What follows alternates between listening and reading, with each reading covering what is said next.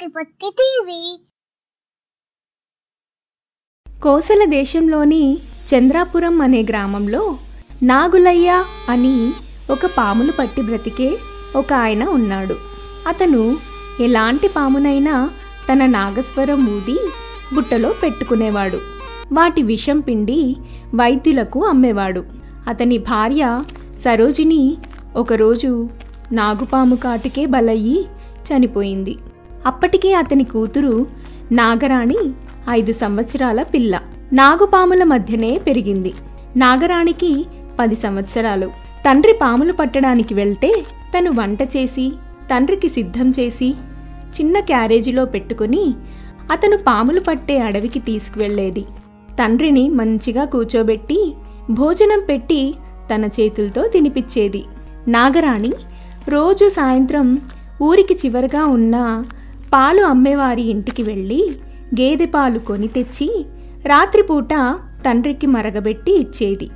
ఒకరోజు సాయంత్రం నాగరాణి పాలు తీసుకుని ఇంటికి వస్తుండగా చచ్చినట్టుగా పడి ఉన్న ఒక పాము నాగరాణి, నాగరాణి, నన్ను కాపాడవా అంది. ఆ మాటలు విన్న నాగరాణి అలా మాట్లాడింది ఎవరబ్బా అని చుట్టూ చూసింది.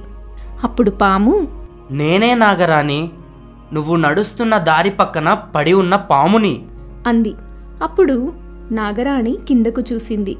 దారి గట్టు పక్కన ఒక పాము తలంతా ఎవరో చితగ్గొట్టినట్టుగా అయిపోయి కదలలేక మెదలలేక అని కొన ఊపిరితో మూలుగుతోంది.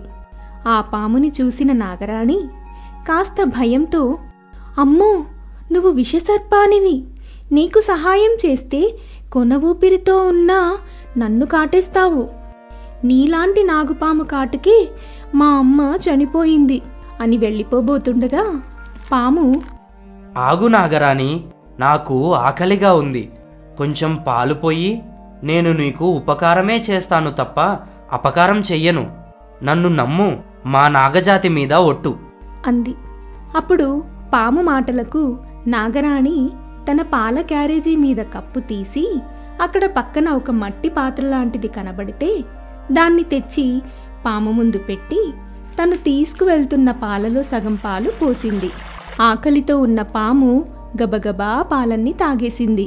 నాగరాణి అక్కడ నుండి వెళ్ళిపోబోతుండగా పాము, ఆగు నాగరాణి, వెళ్ళిపోకు, నన్ను కూడా నీతో మీ ఇంటికి తీసుకువెళ్ళు, నిజంగానే నేను నీకు సహాయము మేలు చేస్తాను, కానీ నన్ను మీ నాన్న కూడా చూడకుండా కొద్ది రోజులు జాగ్రత్తగా ఉంచు అంది.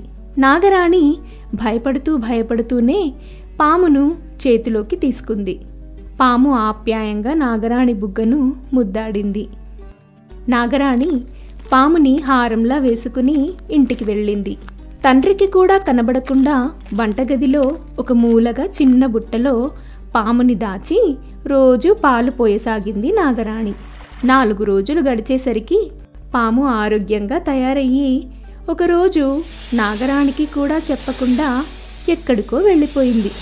బుట్టలో చూసేసరికి పాము లేకపోవడంతో పాము వెళ్ళిపోయి ఉంటుందిలే అని నాగరాణి అనుకుంటుండగా వెనక నుండి, నాగరాణి, నేను ఎక్కడికి వెళ్ళిపోలేదు, ఇదిగో నీకోసం ఒక బహుమతి తెచ్చాను, ఇటు తిరుగు అనగానే నాగరాణి వెనక్కి తిరిగింది. పాము తన నోటితో పట్టుకున్న ఒక మెరుస్తున్న మణిహారాన్ని నాగమణి మెడలో వేస్తూ, ఇది చాలా శక్తివంతమైన మాయామణిహారం, ఇది వేసుకున్న నీకు చాలా శక్తులు వస్తాయి, నువ్వు కావాలనుకున్నది చూడగలవు, వెళ్ళాలనుకున్న చోటికి వెళ్ళి రాగలవు, దీన్ని నీ నుండి ఎవ్వరూ దొంగిలించలేరు కూడా అంది. నిజమా? అంది ఆశ్చర్యంగా నాగరాణి. అయితే సరే, మా నాన్న ఏం చేస్తున్నాడో చూస్తాను అని కళ్ళు మూసుకుంది నాగరాణి. నాగరాణి తండ్రి నాగులయ్య అడవిలో ఒక పెద్ద పుట్ట దగ్గర పామును పట్టుకోవడానికి నాదస్వరం ఊదుతూ కనిపించాడు.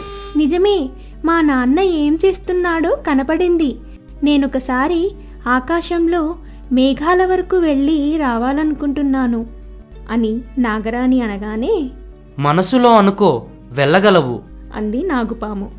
నాగరాణి వెంటనే గాల్లో తేలి మేఘాల వరకు వెళ్ళి విమానం చక్కర్లు కొట్టినట్టు చక్కర్లు కొట్టి తిరిగి వస్తుండగా ఆ ఊరి గ్రామాధికారి ఒకచోట ఊబిలో దిగబడి మునిగిపోతున్నాడు.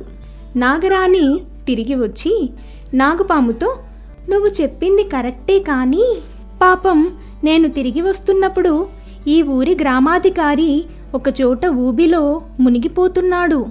అతన్ని కాపాడేవారే లేరు. పాపం కాసేపటిలో అతను పూర్తిగా మునిగి చనిపోతాడు అనగానే, అయ్యో నాగరాణి, నీకు ఇప్పుడు మహిమలున్నాయి. నువ్వితన్ని కాపాడగలవు. అక్కడికి వెళ్ళి అతను ఊబి నుండి బయటికి రావాలి అని గట్టిగా అను. ఆయన బయటికి వస్తాడు అనగానే నాగరాణి తన మాయా మణిహారపు మహిమ వలన గ్రామాధికారి కూరుకుపోతున్న ఊబి వద్దకు వెళ్ళి, గ్రామాధికారి గారు భయపడకండి, మిమ్మల్ని నేను బయటికి తీస్తాను అని గ్రామాధికారి బయటకు రావాలి అని గట్టిగా అంది. వెంటనే ఎవరో పట్టుకుని బయటికి లాగినట్టుగా గ్రామాధికారి బయటకు వచ్చాడు. అతను ఆనందంగా, ఎవరమ్మా నువ్వు? నన్ను మంత్రం వేసినట్టుగా బయటికి లాగావు అని అడగ్గా, నేను పాములు పట్టే నాగులయ్య కూతురు నాగరాణిని అని అక్కడ నుండి మాయమయ్యి ఇంటికి వచ్చింది. అప్పుడు పాము, చూసావా, నేను చెప్పింది నిజమే కదా. నీకు ఇక మంచి రోజులు ప్రారంభమయ్యాయి. మీ నాన్నను ఈ పాములు పట్టడం మానేయమను.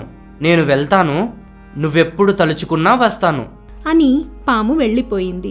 తన ప్రాణం కాపాడినందుకు గ్రామాధికారి నాగులయ్యను నాగరాణిని పిలిచి పెద్ద మొత్తంలో డబ్బు ఇచ్చి 5 ఎకరాల భూమి ఇచ్చాడు. ఆ భూమిని పండించుకుంటూ ఆ డబ్బుతో నాగులయ్య నాగరాణిలు హాయిగా జీవించారు. ఫ్రెండ్స్, ఈ కథ నచ్చినట్టయితే లైక్ చేయండి, షేర్ చేయండి, మీ ఫ్రెండ్స్కి కూడా చూపించండి. సబ్స్క్రైబ్ చేయడం మాత్రం మర్చిపోవద్దు.